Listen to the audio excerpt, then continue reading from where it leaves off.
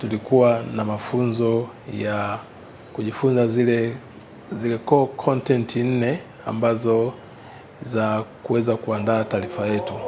Taarifa yetu inapaswa kuwa na nini?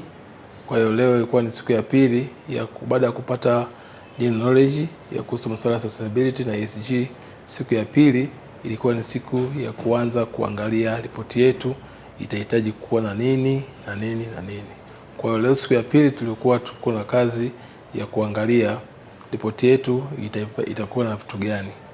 Ndio tumejifunza vitu 4 ambao ni core content ambazo zimeletwa na TCFD, Task Force for Climate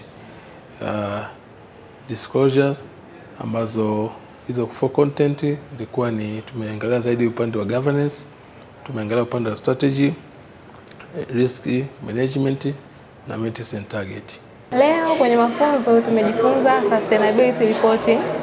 Hii hapa ni kwa ajili yetu sisi watu wa kwenye timu, ni jinsi ambavyo tutaandika ripoti na ripoti hiyo itakuwa na taarifa gani. Lakini pia kikubwa kwenye sustainability reporting itakuwa na taarifa ambazo ni non-financial reporting. Sustainability team, ripoti yetu ita include non-financial information, na taarifa hizo ni kama taarifa za mazingira na pia taarifa za jamii. Tumeendelea na mafunzo, leo ni siku ya pili. Kikubwa tulichojifunza ni mwendelezo wa ile ESG, ikiwa na maana environment, social na governance. Tuendelea na mafunzo haya ikiwa na maana kwenda kutafuta mambo ya risk and opportunity kwenye maeneo yetu.